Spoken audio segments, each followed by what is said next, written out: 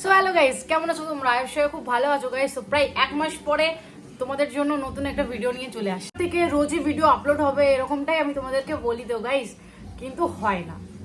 কিন্তু এবারে আমি প্রমিস করছি, যাই হোক আমাদেরকে একটু প্রমিস করতেও ভয় লাগে, কারণ রোজ ভিডিওটা আপলোড দেওয়াটা সম্ভব হয় না, কারণ ফেসবুক ভিডিও থাকে, ইনস্টা ভিডিও থাকে, সবকিছু একার হাতে করা সম্ভবটা হয় না। তো যাই হোক যতটা পারি চেষ্টা করি। তো এবার আমি প্রমিস করলাম গাইজ যে এবার থেকে আমি ভিডিও রোজই তোমাদেরকে দেবো। তো এক মাস প্রায় মাঝখানে গ্যাপ গেছে, ওর জন্য আজকের ভিডিওটা একটু নার্ভাস হতে পারে, কিন্তু আস্তে আস্তে আবার ঠিক হয়ে যাবে। আমি খুব তাড়াতাড়ি একটা ভালো সেট আপে তোমাদেরকে ভিডিও দেবো।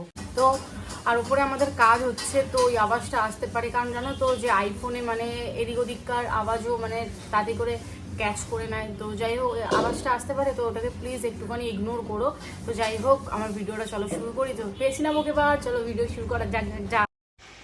ভিডিওটি শুধুমাত্র এন্টারটেনমেন্টের জন্য বানানো, ভিডিওটি দেখবেন আর মজা নেবেন আর ভুলে যাবেন, কেউ গায়ে মাখবেন না দাদা প্লিজ। তো কিছু ইউটিউবার আছে যাদের মাথার বুদ্ধি একদম হাঁটুতে। আমার দিদি আমাকে কোপাতে এসেছে। আমার বাবা আর মা দিদিকে বাঁচানোর জন্য আর কত ধরনের নাটক করবে আর কত।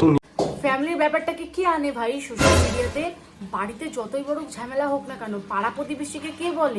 আর রিয়েল লাইফের মধ্যে অনেক পার্থক্য আছে, তো এই দুটোকে গুলিয়ে ফেলো না। আশা করি তোমরাও আমাদের পার্সোনাল লাইফের সাথে সোশ্যাল মিডিয়ার লাইফটাকে এক তো কোনটা তোমাদের পার্সোনাল লাইফ, কোনটা তোমাদের সোশ্যাল মিডিয়া লাইফ, এটা একটু বলে দিলে ভালো হয়। এই যে মারামারি ভিডিওগুলো তোমরা পোস্ট করছো, এটা তোমাদের পার্সোনাল লাইফ না সোশ্যাল মিডিয়া লাইফ, সেটা একটু বলে দিলে ভালো হয়। আসলে ভিউজ না পড়লে এইভাবে পার্সোনাল লাইফ আর সোশ্যাল মিডিয়ার লাইফ এক হয়ে যায়। তো তোমরা দেখতেই পারছো গাইজ, একবারে কি বলে আর একবার কি বলে। এই ভিডিওটা আমি আরেকবার তোমাদেরকে দিয়ে দিচ্ছি স্ক্রিনে, সেটা তোমরা দেখে নাও। এরকম আগেও মেরেছে, এরকম আগেও আমায় মেরেছে। তোর বর ঘুষ দিয়ে চাকরি পাইছে? ঘুষ দিয়ে চাকরি পাই কি না? আগের কথাটা ঘুষ দিয়ে চাকরি পায় না। ঘুষ দিয়ে চাকরি পাইছে, অনেকেই পায়, তো কি হয়েছে? কিছু হয় না তো? না, কিছু হয় না। তো এনার বর ঘুষ দিয়ে চাকরি পেয়েছে আর এটা কন্টিনিউ কেসও চলছে। এরপরে এনার বরের ফটোটা আমি অ্যাড করছি, এটা হচ্ছে এনার বর। পিএফ আছে।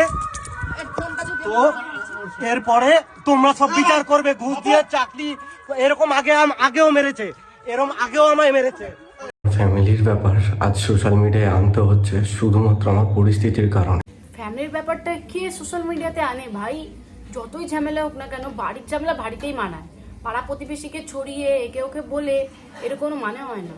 নিজে রান্না করি, নিজে খাই, নিজে জামা প্যান্ট নিজে কাচি। নিজে রান্না করিস তো এমন কি আছে?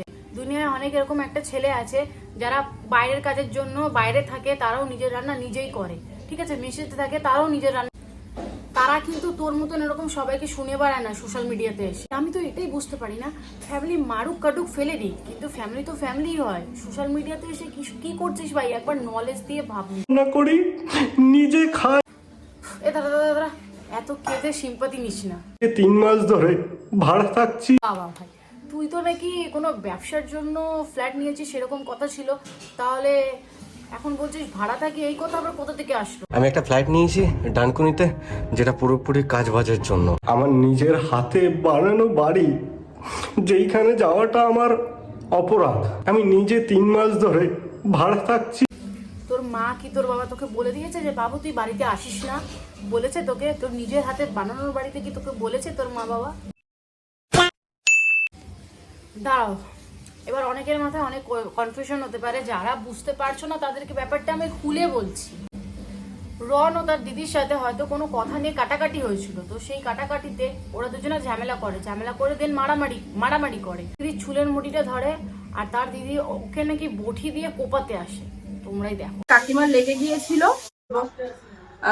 বটিটা আমি কেন ধরেছিলাম বা মানে ওর এখন বক্তব্য, ও এরকমটাই বলছে যে আমি বটি দিয়ে ওকে কোপাতে গিয়ে কোপটা আমার পাশের বাড়ির এক কাকিমার লেগে গিয়েছিল, তো এরকমটাই ও বলছে। তো আমি বলবো যে ভিডিও ক্লিপ, আমার কাছে কোনো ভিডিও ক্লিপ নেই, কারণ আমার ফোনটা ভেঙে ফেলেছিল। আমি সারা রাত ঘুমাতে পারিনি যে আমি কিভাবে বাঁচবো। এত মানুষ দেখেছে ভিডিওটা।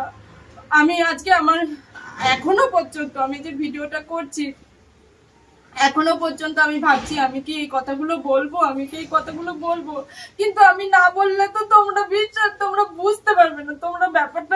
পারবে না। মেন কারণ তোর বললেই হয় যে তোর চ্যানেলের এরকম ভিউজ ডাউন যাচ্ছে গাইস।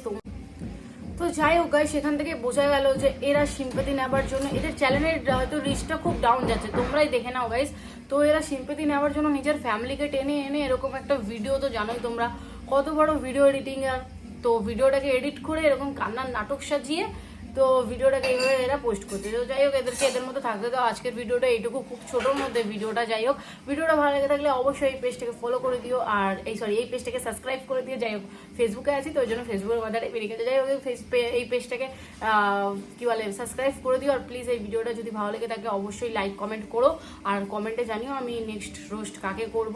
তো যাই হোক, অল্প স্বল্পর মধ্যেই ধরে তুললাম, এবার থেকে কালকের থেকে রোজই ভিডিও আসবে। চলো টাটা।